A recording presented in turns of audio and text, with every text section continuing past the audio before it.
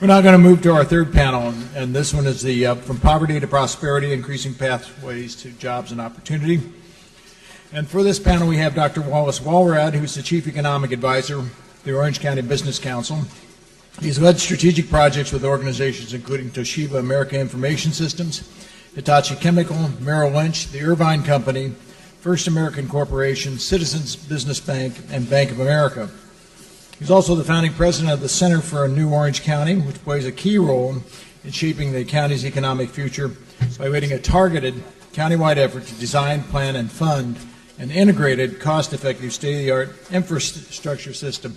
Dr. Walrad was one of the major factors in us putting together the Economic Summit last December to lead us to this discussion on poverty today. I ask you to help me welcome Dr. Wallace Walrad.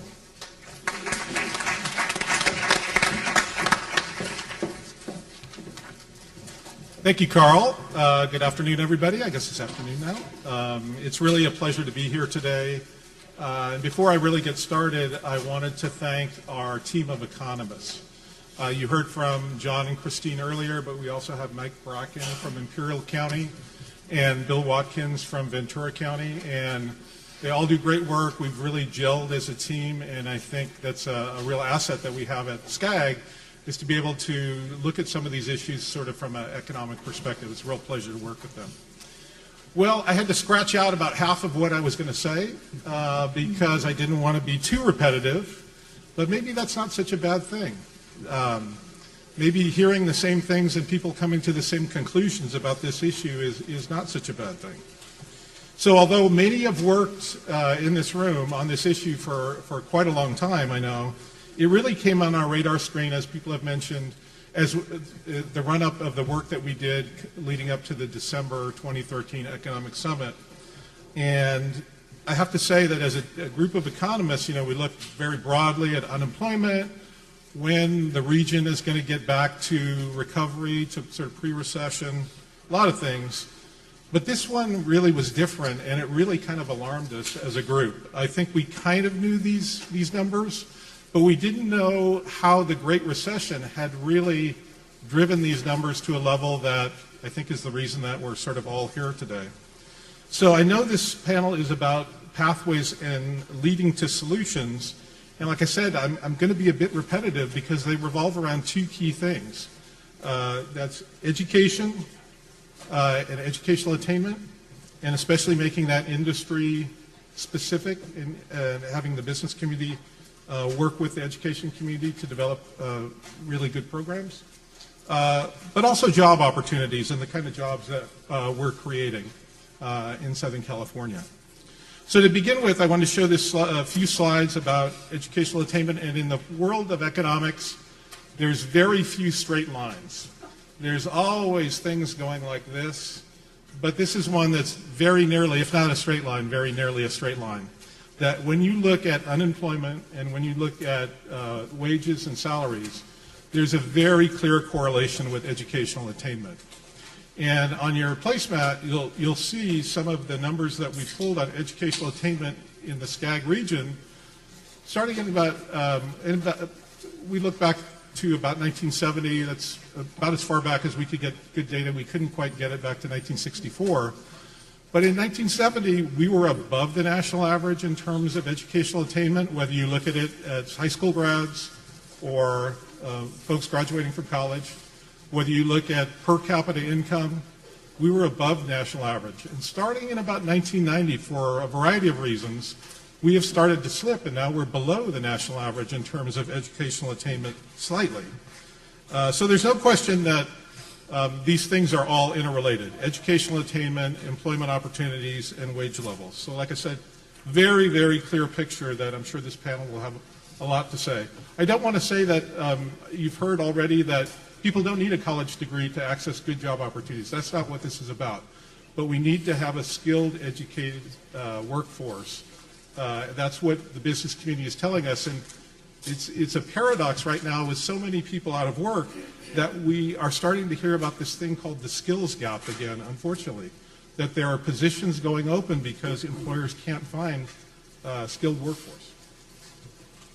So in the SCAG region, the nexus between poverty and educational attainment is even more clear. They're very inextricably linked. Poverty in Southern California is concentrated for those with a high school diploma, but even more so with those not having completed high school. So we also found that poverty affects every county and every community in the Skag region. Some folks, coming from Orange County had said, well, it's not such a big problem in Orange County or maybe in some other counties as it is in other parts of the Skag region.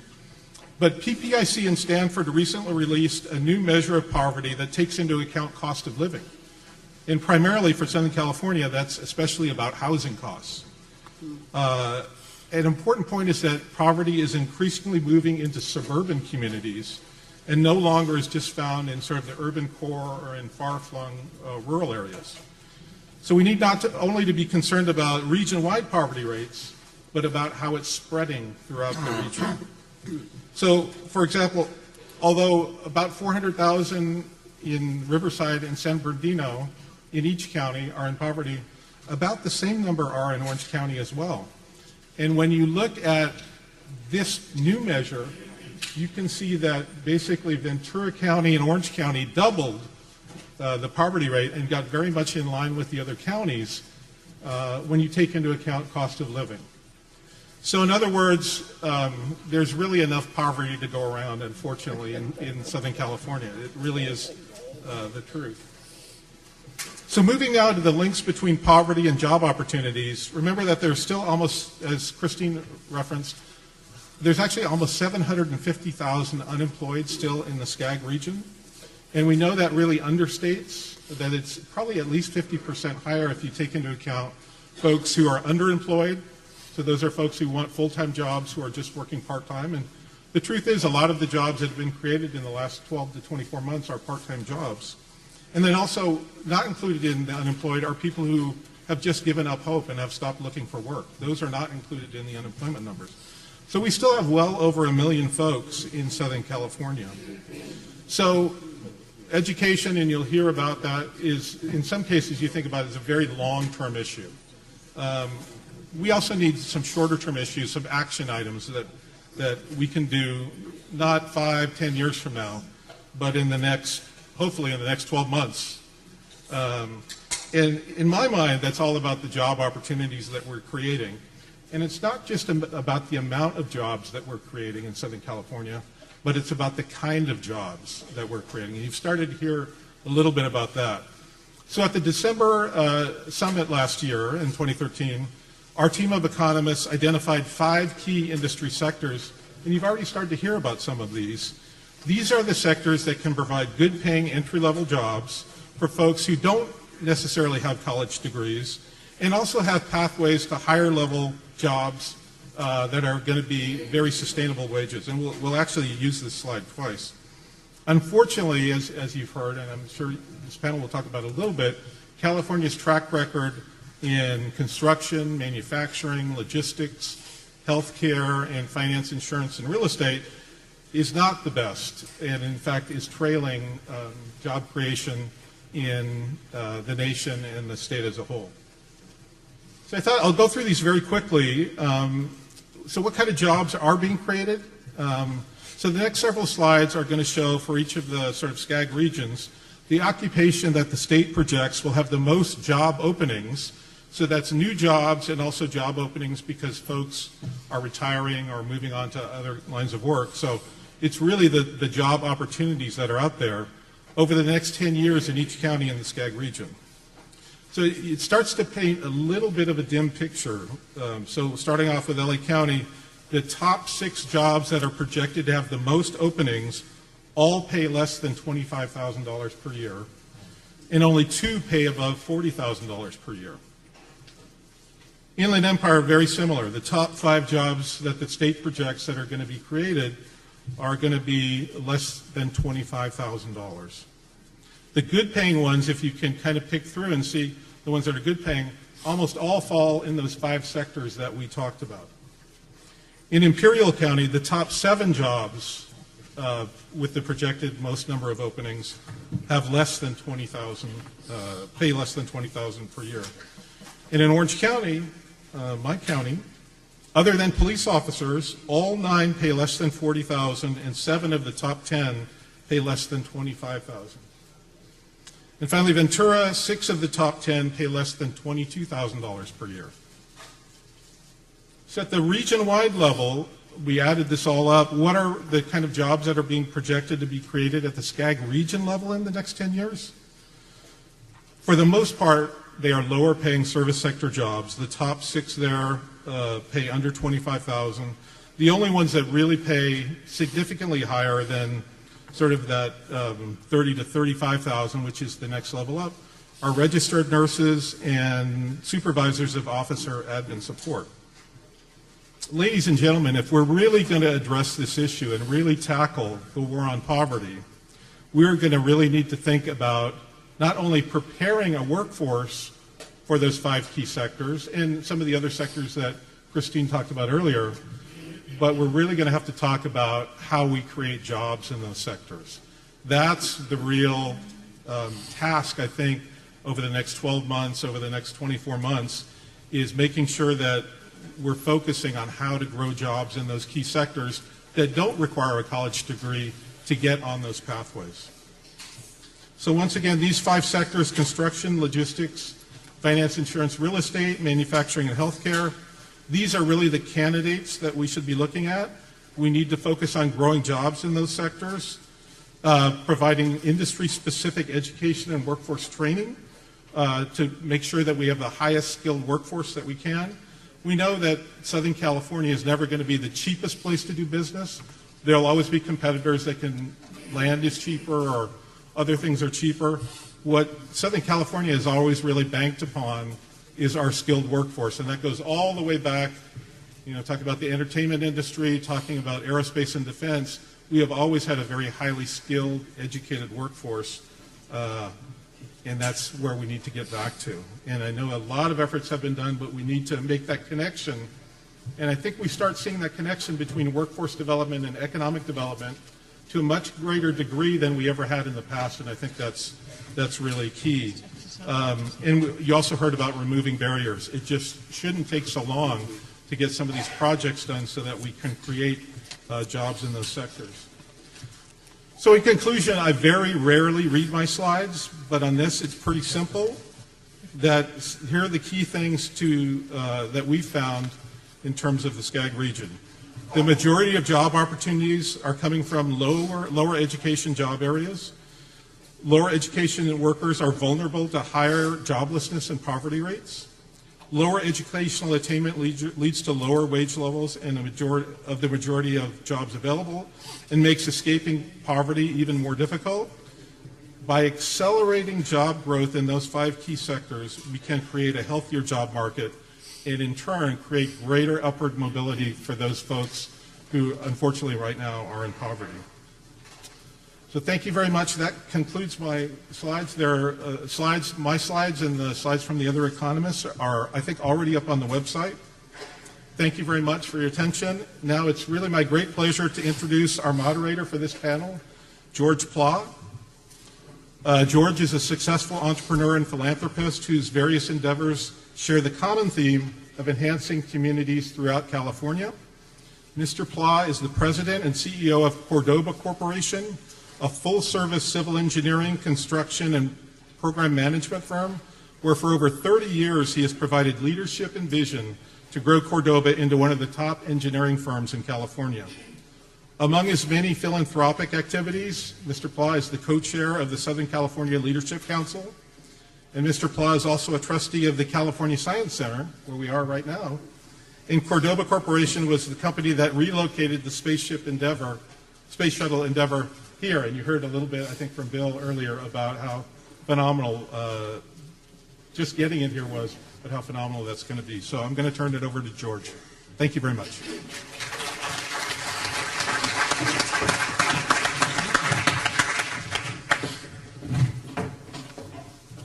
Thank you very much. I deliberately wanted to mess with Hassan right now and told him that I would be speaking longer than Connie Rice. And I thought he's going to have a heart attack over there. You know, The statistics, the history, the slides that the economists have put up, with all due respect to them, are true. And we do have a dire situation. There's no getting around that. But as an entrepreneur, and by definition, I'm an optimist. And I want to remind all of you that we've been here before. Even before the Great Recession, we were here in dire straits after the Depression. And from that emanated the GI Bill, an important public policy tool that people used. And I want to take you back, some of you that are around my age, to share with you where we were and where I think we can be rather quickly. When I was a little kid, I grew up in the southeast part of Los Angeles and watched dads, some moms, mostly dads, go to work. And they went to work at McDonnell Douglas and Downey Aerospace. They went to work at the auto plants in Pico Rivera. And those of you that are from other regions, I think you can apply the same examples. And people went to work at the Bethlehem Steel on Slauson Avenue. And they went to work at construction jobs throughout the region. Not college educated, not degrees. My father had an 8th grade education, very proud of him. But that's where they went to work. And they raised families. And then those families got to have a better opportunity. So I was very fortunate that I got to go to community college, East Los Angeles College. Check this, tuition was $6 a semester. Okay. Then I graduated to Cal State LA, and tuition was $50 a quarter. And then I went to USC, and it was $100 a unit. So what does that mean? Affordability, accessibility. And we clearly and obviously need to get back to that. And it was then possible that the children could do better than the mom and dads that raised the families. That is to say to you that we've been there before. This community, California, Southern California, very entrepreneurial, very creative, very resourceful. A lot of resources here, and there's no reason why we can't do it again. I have challenged our panel, as we listened to everyone this morning, not to disrespect them in any way, but to say, you know what, I want to focus on solutions. What are we going to do about it? And the challenge is to match the need with the opportunity. And that's what our panelists are going to be talking about. We have education represented, we have labor represented, we have employers represented. And the question will be, what is the opportunity, what is the need, and how do we connect the dot? So our first speaker from the education community is Lupita Cortez Alcala. Is that a great name? I want you all to say it. Lupita Cortez Alcala. Never mind. She's the Deputy Superintendent of Public Instruction at the California Department of Education. Lupita, let's get started. Great. Well, I like my name too, so thank you so much. On behalf of the State Superintendent of Public Instruction, Tom Torelson, and the Department of Education, I wanted just to thank you for inviting me here today.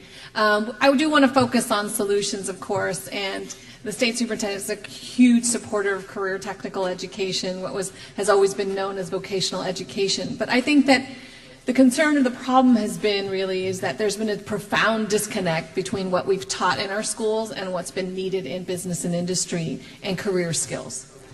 And so it's really time to put business and industry in the driver's seat, and that's what we're trying to do. So he has a career education initiative in which we've developed for him, and he takes a lot of credit for it. The career standards for the career-ready practice that are aligned to our new California state standards, which prepare students for career and college. And these standards are not, he said, are not just for career technical education students, it's for all students. It teaches those 21st century skills, critical thinking, analytical skills, teamwork, project-based learning.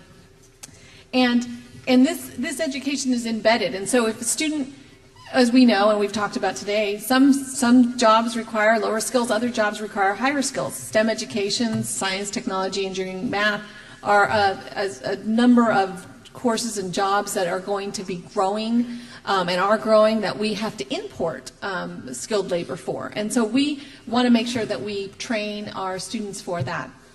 And so not only has he implemented the career standards for the career ready practice in 15 of the industry sectors, so we actually have aligned for what's needed with that coursework, but we've also really excited to report that the legislature and the governor and the Department of Finance, along with the Department of Education, the California Community College, and the California Workforce Investment Board have implemented $250 million in career pathways grants that we just awarded 39 recipients this last year, and we got another $250 million. Really, it's unprecedented to have $500 million dedicated to career pathways. And what does that mean?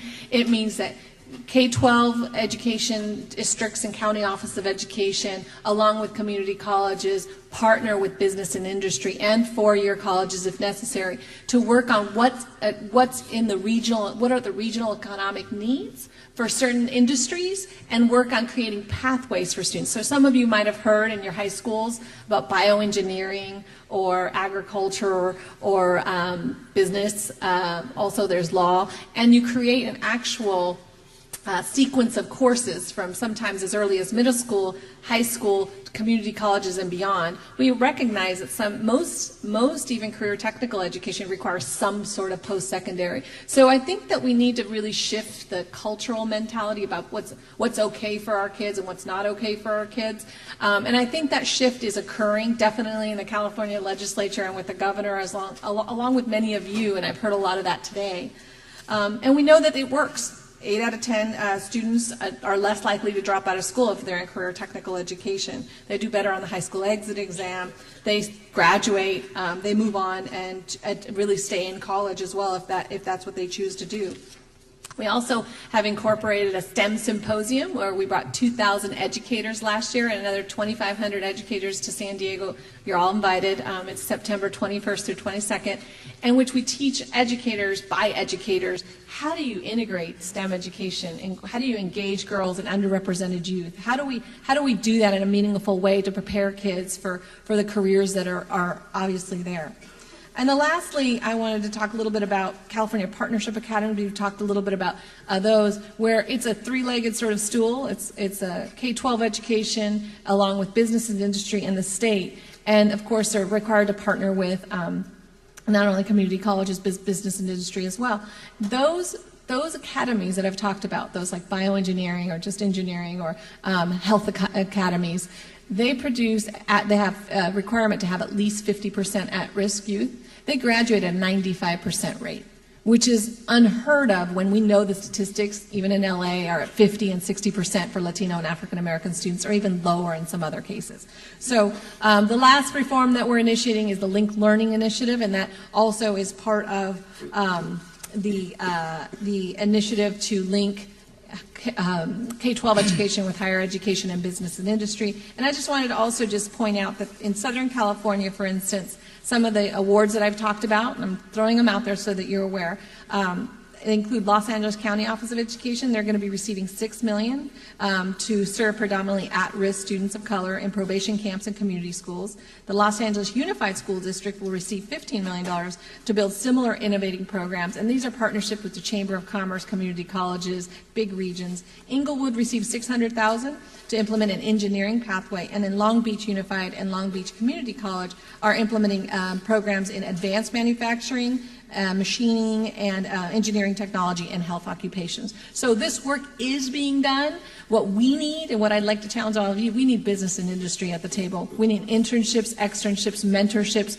We need you very badly. And that's the one thing that our schools and districts report, needing that intermediary, someone to connect the internships, externships, and those mentorships. So we could appreciate any of your help. We would really, really be indebted. It would really help in the war on poverty. So thank you. Thank you, Lupita. I know there'll be questions coming up.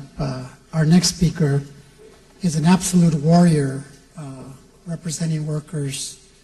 But as I observed her work in the region, doesn't see employers as the enemy. She sees them as partners. and how they're going to work together. And that's what's made her so effective in this area. And I'd like to introduce to you Maria Elena Durazo.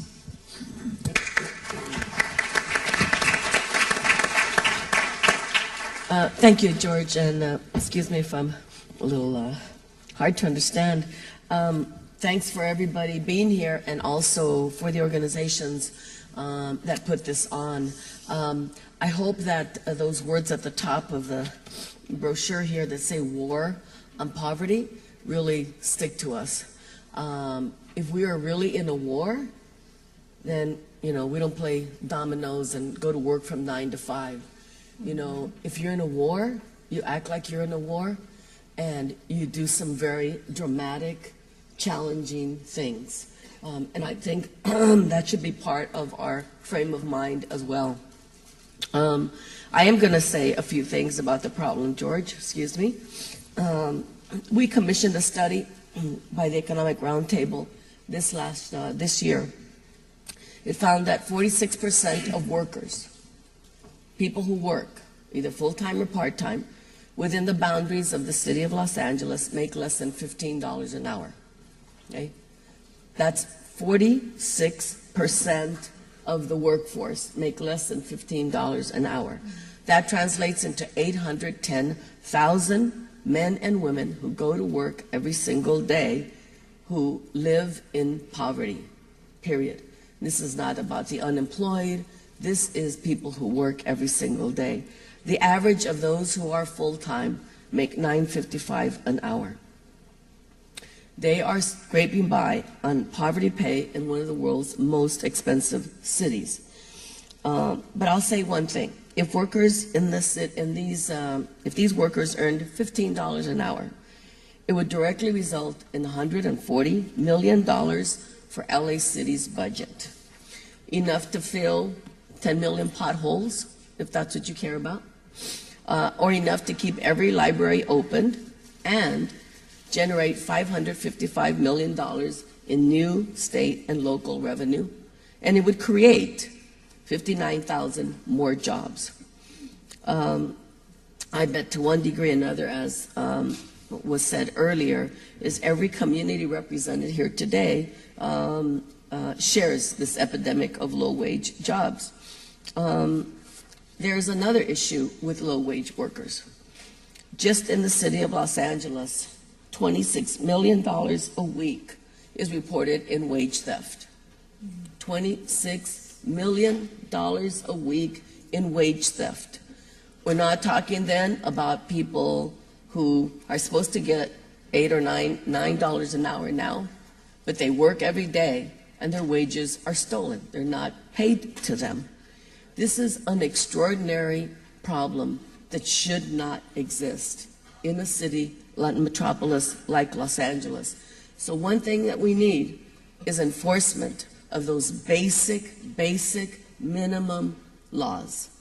That should not exist, and it's a disadvantage to the employers who do right, the employers who do pay what they're supposed to by law, who do pay better, who do abide by all of those requirements. And yet there are plenty of employers who are not doing that, and they are damaging this entire city and region. We love to engage in partnership with employers and business.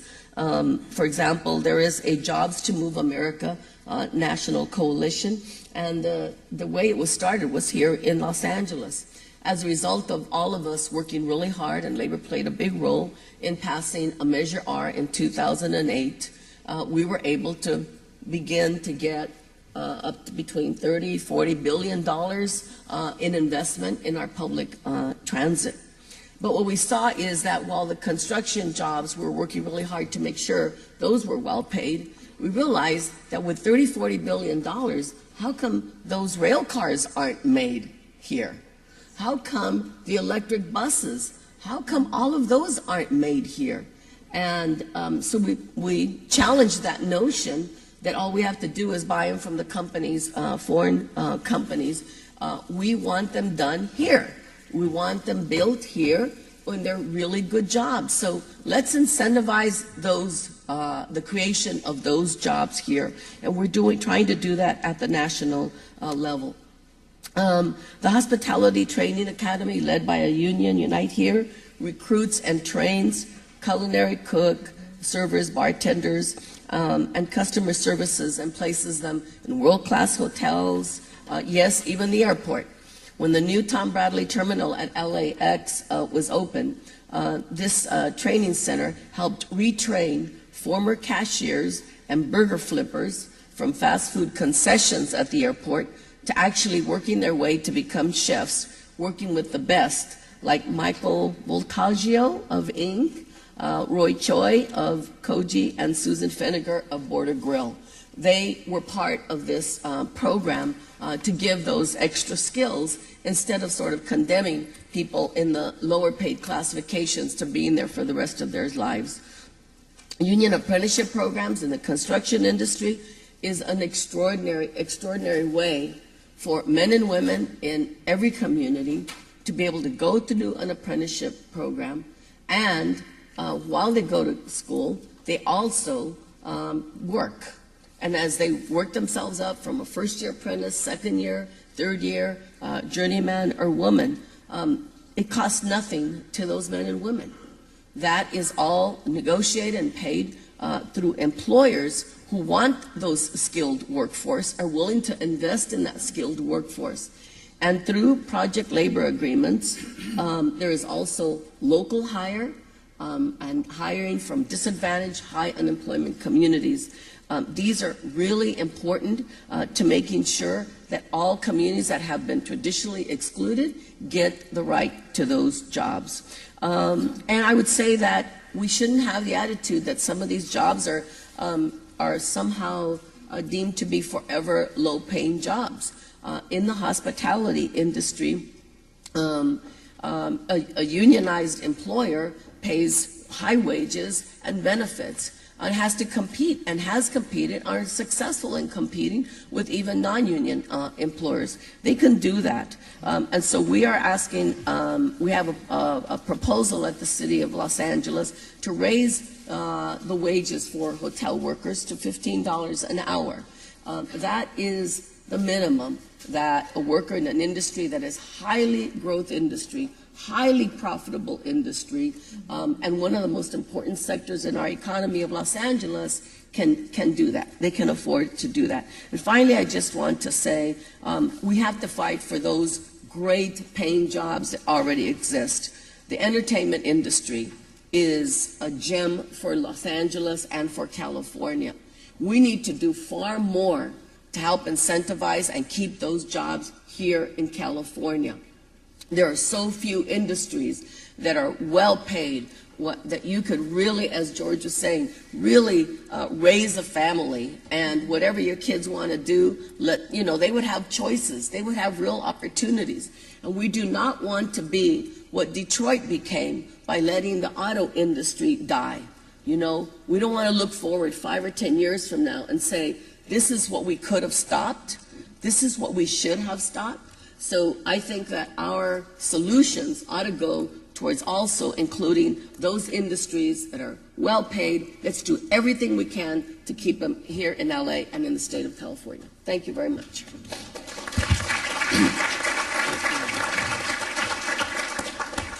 So now we're going to hear from an employer, a large employer, and I think SoCal Gas is typical of a large companies that have made a commitment to this community, employ an awful lot of people. I was talking to Brad Lane earlier, and he shared with me that, and he'll elaborate for you much more articulate than I can, that his workforce is aging and retiring, and there aren't the replacement, the people ready and able to take these jobs that are coming up. Very well-paying jobs. I want Brad to tell us more about that. Brad Lane. Yes. Well, I appreciate the opportunity to be here. Most of you know we're the gas company. And unlike some companies, we're not going to pick up and move. Our pipes are in the ground. So we're here. And we're part of the community, and it's something that we're proud of. We've been around about 140 years. And, you know, as I've been with the company now almost 33 years, so I am part of that fabric. And the thing that we're really proud of is actually the generations that have worked for the company. You know, we're up to third and fourth generation employees now that have been there. And we think that's an important part of this is we bring kids in, and we have a lot of jobs that, you know, we want kids out of high school. We see them over time as they grow, as they develop, and as they move up in the company. It affords them the ability to educate their kids. And then we see them go out and decide to actually come back and work for the company. And we know we're not alone in this, that there's a number of companies like this that are just an integral fabric of the Southern California area. We do have some challenges, though. As George mentioned, we have about 8,500 employees. Half of our workforce is eligible to retire in the next 5 years. That's a substantial number of employees that we need. In addition, we're going to be investing over $6 billion in the next 5 to 6 years to upgrade our infrastructure and add technology.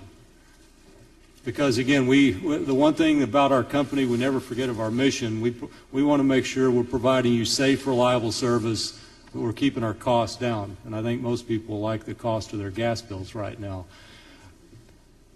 But again, as we look at this, it's a great opportunity for the kids that are out there.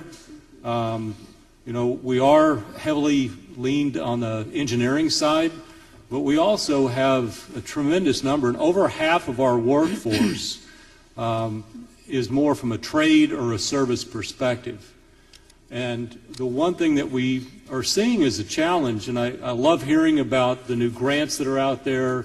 Maria and I were talking earlier, we've known each other a while, of the opportunities that we can do to partnership more together. The one thing that we've seen is, especially I'll age myself, of when I was in high school when we had shops, that element isn't there anymore.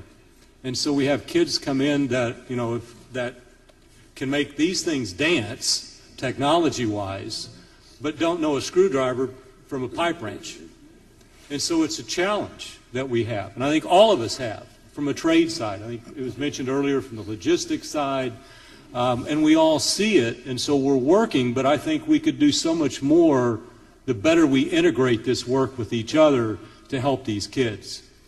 I do want to focus on one area very briefly, and that is, I think we also have an opportunity, and I will admit I have a bias, and Connie, thank you, I don't know if she's here, mentioning some of my former comrades. I am a former Seabee in the Navy.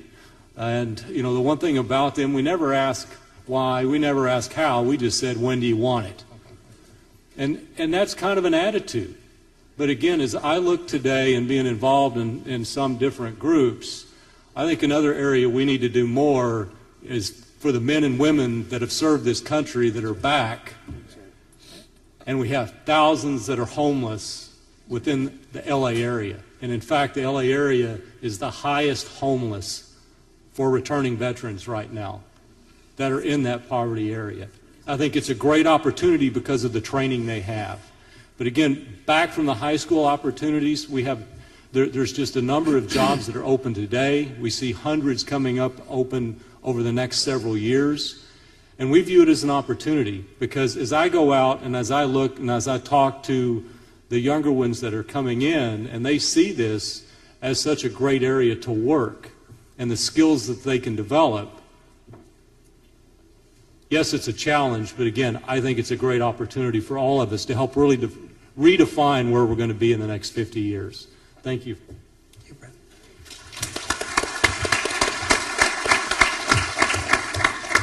Our next speaker is a combination of an educator and an employer.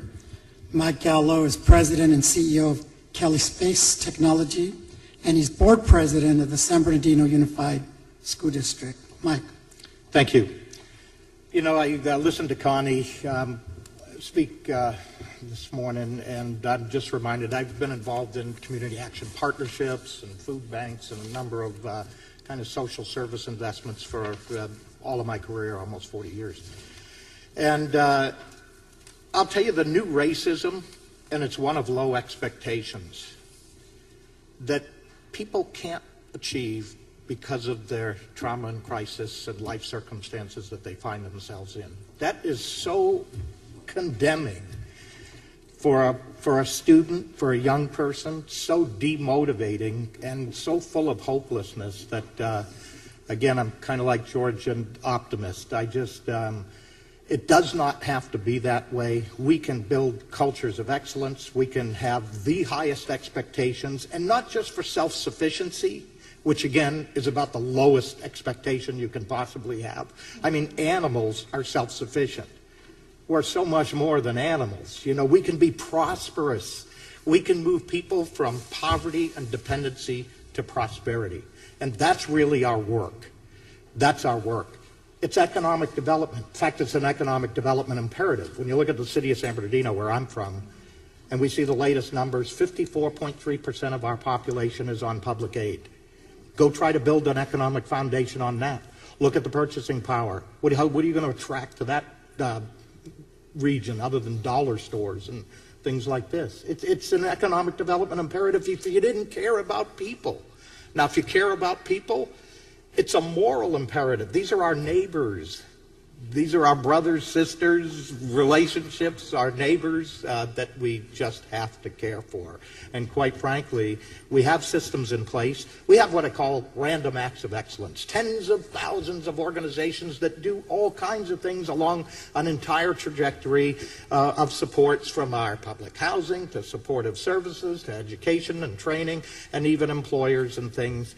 But we see so very little alignment. We're kind of a service-centric model where we each take in cohorts, do our little thing in our organizations, and then exit them and do it all over again. But we have no real connection or navigation for folks to put it on a family-centric model where folks are assisted in navigating through this myriad of social service networks instead of just randomly ricocheting around in that environment, which is intended to be supportive, but it's actually condemning if that's all you do with it. And that's the real key. So I've come up something, I'm a rocket guy, develop rocket engines and technologies and things. So I'm going to talk the Launch Initiative, right? And this Launch Initiative is, again, launching families from dependency to prosperity along a trajectory of 4 stages.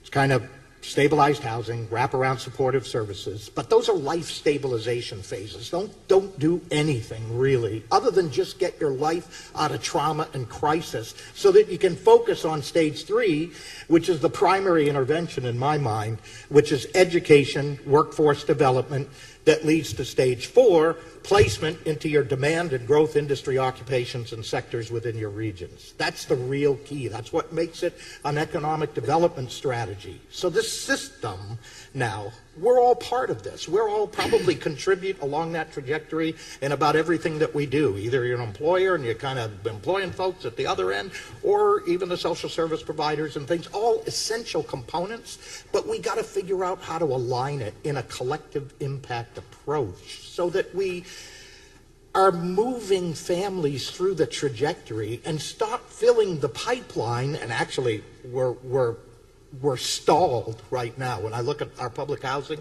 about 35,000 people in public housing in the county of San Bernardino. We got a waiting list of 90,000 people. Think about that. I mean, so we're not doing it. We're not serving. They're stagnated and they're sitting there in public housing, and basically we've created a landing pad, not a launching pad like it's intended to be. So we need to put people on that trajectory towards prosperity. And again, high expectations. And I'll tell you, the primary intervention in my mind is education and workforce development.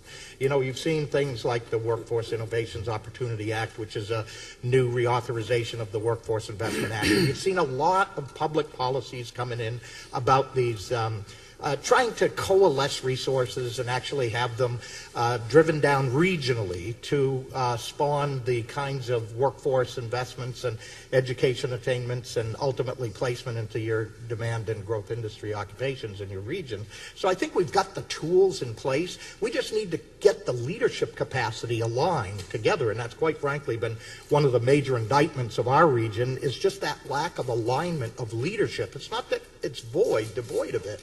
It's just we haven't figured out how to do things together collectively to move that big needle in a big way of moving families to prosperity and keeping that pipeline flowing. That's the real key. And I see us in public education, and we focus on remediation, corrective action, implementation, and all of this kind of stuff in high school.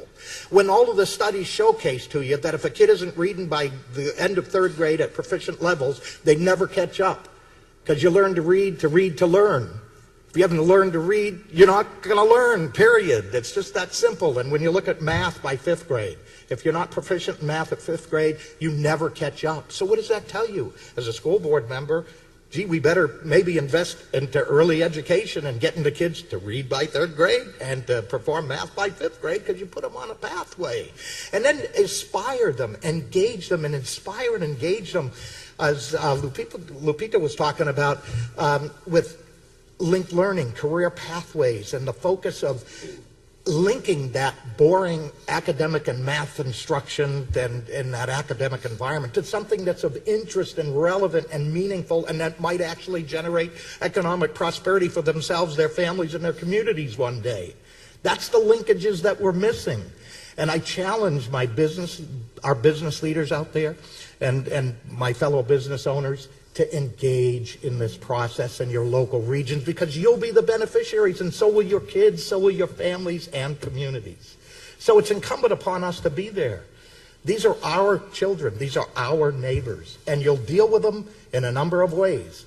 You'll deal with them in your social service environment that is unsustainable if you look at the numbers, guys.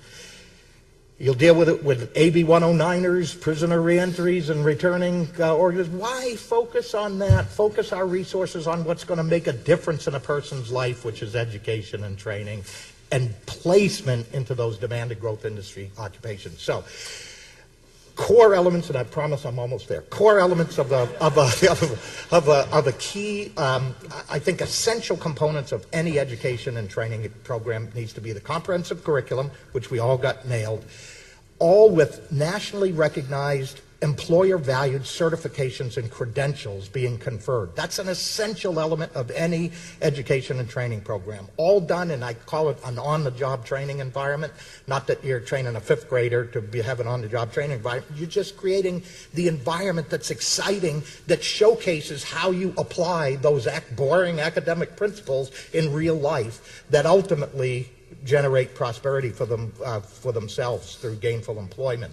And then ultimately placement, in my mind, is the key outcome in any education and training element. Not that for a fifth grader you're going to put him into the workforce right away, but how about putting him into sixth grade, fully proficient to succeed, with the motivation and credentials and certs, so to speak, to be successful in sixth grade. And that being the primary outcome, not average daily attendance and things. You know, we got a 96% attendance rate in San Bernardino City Unified. We got a 37% dropout rate. Shows you incent through funding what you want to see your outcomes be. So let's have placement, positive placement, be the outcome. And so we could talk forever on this, but we've got a strategy. Look, and we're all in it together. We're all part of the solution through the collective interests and collaborations and all of the things that are meaningful, but put into place in tangible ways to implement this in our local school boards, in our local businesses, in our social services environment, with a system of accountability so that people actually, it's an investment. Somebody mentioned about this. We're investing in the poor, and it's a bad investment to only provide the house or the support service and the food. That's a poor investment. You will not see a return on it. You will see a return if you link them to the job market and have them able to generate their own prosperity and their own economic foundation. So, thank you.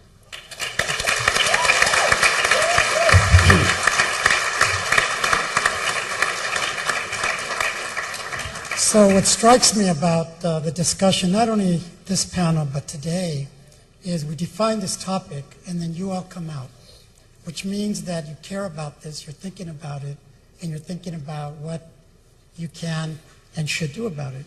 And then you listen to the speakers and this enormous passion, speaker after speaker, about this issue. So what strikes me is, what are we going to do about it? And can't walk out of here without some solution, some takeaway, right? So as moderator, I want to challenge Hassan, Billy Greer, Rich Lambros, Bill Allen, to convene amongst yourselves this working group that's going to harness what you've heard today, resources that are in the room, intellectual capital and otherwise, to come up with policies. I think Greg McWilliams said it well.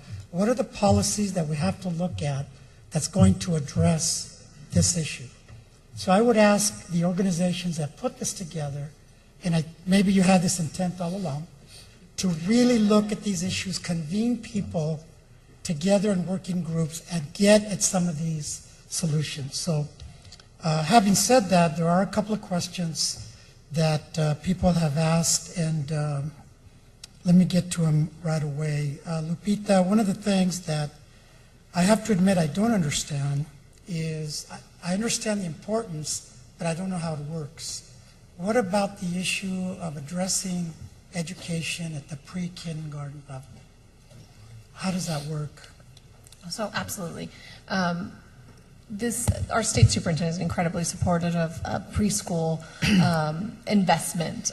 We actually, over the last few years, had 100,000 slots cut during the recession. And so this governor actually was able to provide another $250 million to fill some of those slots, but we're not nearly where we need to be. There's an incredible demand in the 0 to 3 slot, and we know, like Governor Davis said, that we need to double down on education, particularly in the early grades, because we know that if we invest in those early grades, there's a much higher return on that investment. So there has been a little bit of an influx, $250 million this year on some slots, but it's not nearly enough, because like he said, once students and kids are being taken care of and learning in school, parents are able to go work. So we absolutely need to continue the investment in early learning, but then the 0 to 3, at the Department of Education, we actually changed child care and development, that was the actual title of that division, to early education and development, because it's about education. It's about making sure that the 0 to 3rd grade or 0 to 8, it's that spectrum that needs to continue to make sure to be able to read by in the 3rd grade, to be able to have basic education. We have 6.3 million students, 1.2 million, 3 million or so are English learners, 100 languages spoken in our schools. More than 55% are on free or reduced price meals, up to 60% in this region. In the SCAG region, it's even higher. This region contains 50-something% of all of those low-income students in our school system. So early education, absolutely the way to go. We did win a Race to the Top Early Learning Challenge grant where we built consortium. There's a really strong one here in LA, Early Head Start, and really increasing the quality of early learning. There's different types of systems, vouchers and homes, there's daycare centers, there's all sorts of early childhood centers. So we do definitely need to continue the investment. We need to keep arguing for that. There are so many needs in California. We're just getting out of the recession, but there was $20 billion in cuts to education that we're just now seeing our way out of. Thank you. Let me, I don't want to make things too easy for the panel. I'll throw a curveball at all of you, and you decide who wants to answer or how many of you want to answer. There's a role of immigrants in our community, and one point of view is that it's a drain on the economy, or it's a tremendous contributor to the economy financially and creatively. What is your view, members of the panel, on the role of immigrants in our economy?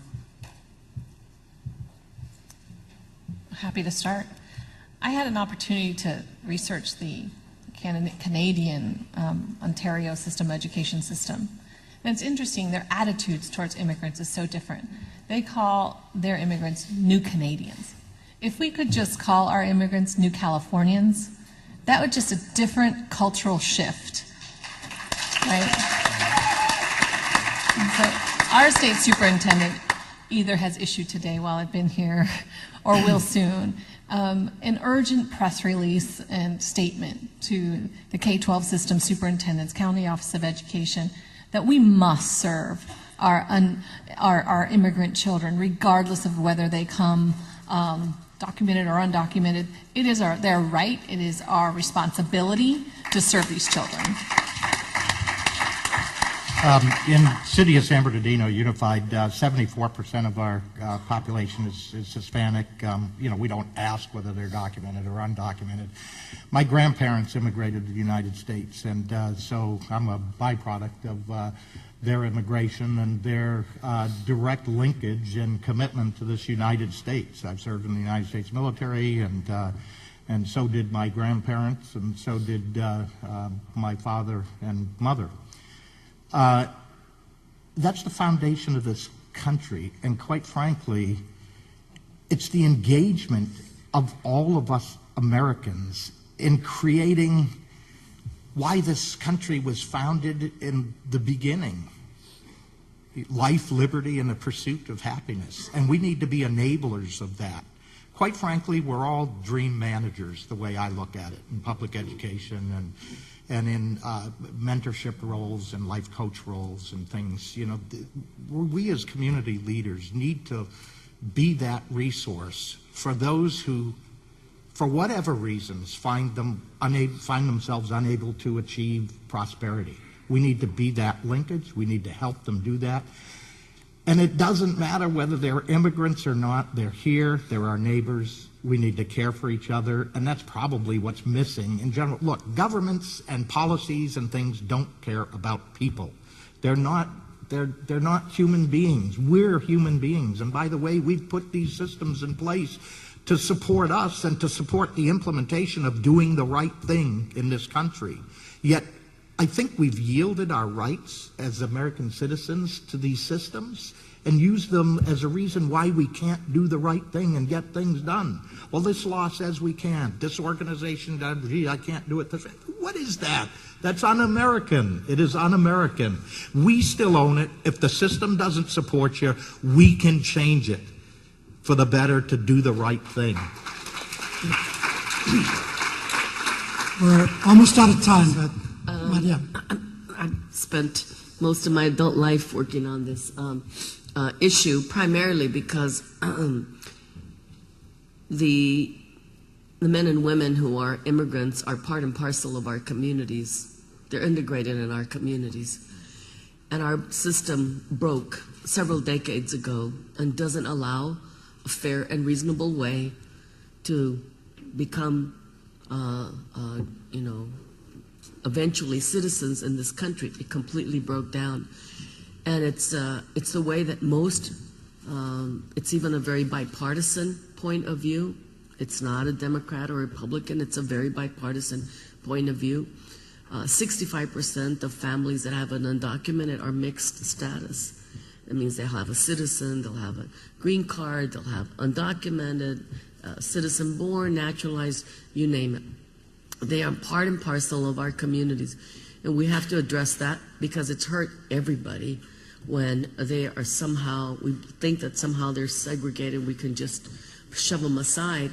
And we have to think about the future. How do we allow men and women to come in from different parts of the world in a way that's humane, in a way that's reasonable and balanced, and takes all of our situations into consideration.